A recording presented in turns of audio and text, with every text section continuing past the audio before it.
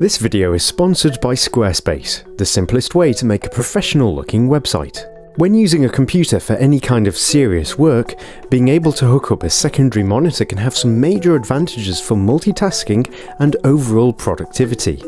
It's one of those things that you can't do without once you start using it.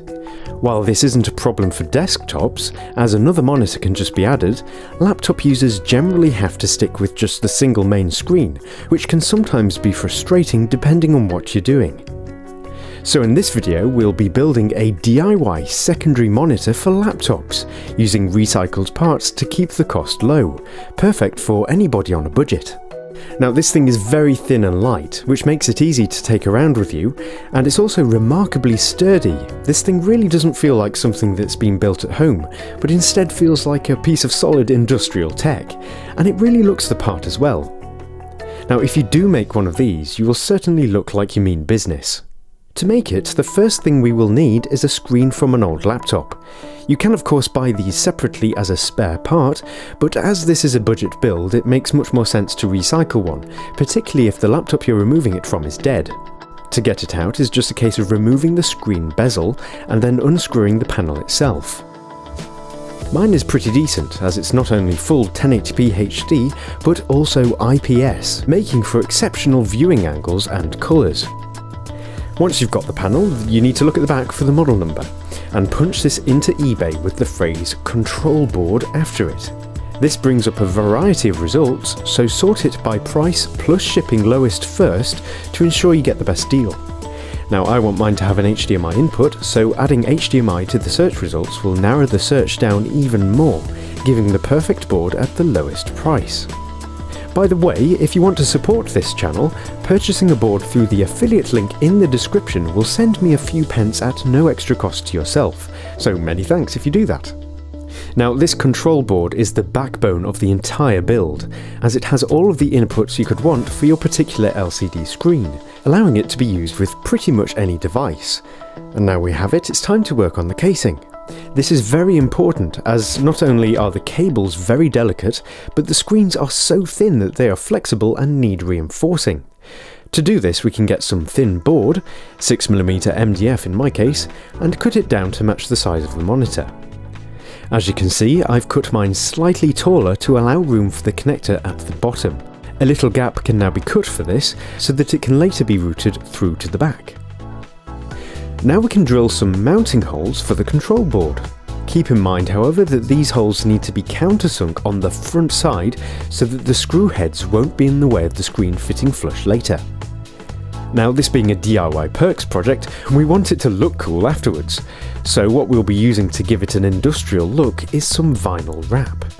This stuff mimics carbon fibre, so its texture changes depending on the angle you look at it from. It's very cool stuff, and you can find links to it in the description. This can now be stuck to the board, using a hairdryer to soften the adhesive for a more secure fit. As this wrap covers the mounting holes, we need to use a sharp point to punch through it, and then insert the screws from the other side. These can now be tightened onto some short PCB standoff pillars.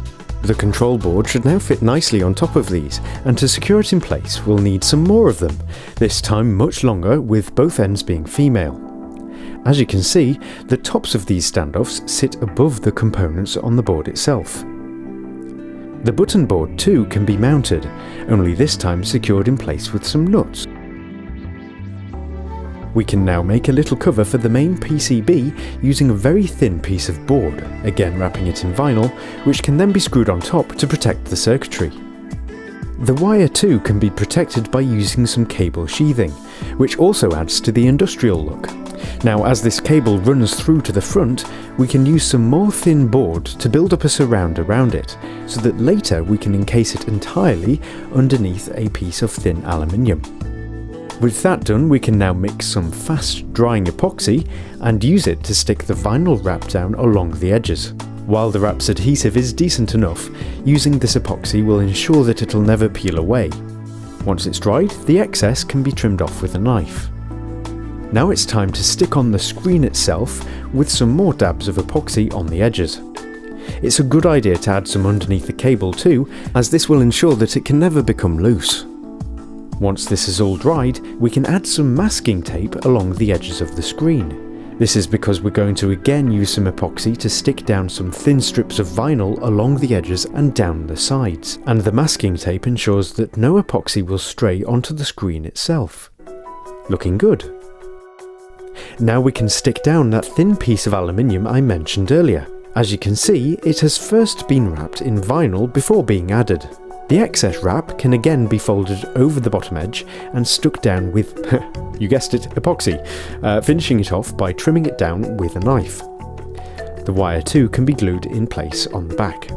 And with that, the screen is almost complete, but as you can see, it still needs some kind of support so that it can remain upright on its own. To do this, we can recycle the hinges from the laptop the monitor came from. These are quite stiff, so are ideal for our needs. To mount them, we can simply drill some holes through the front and then screw them in place. The monitor is now complete. Now it can be plugged into the laptop. As the screen needs 12 volts for power, we can hook it up to a power adapter as well, although there is a way you can power it from the laptop itself, which I'll get to in just a minute. Now, as the workspace is now extended over 2 screens, it makes it much easier to get some serious work done. Situations where I find a screen like this useful are when I'm editing videos, working on graphics, or building websites. Which leads me nicely onto the sponsor of this video, Squarespace.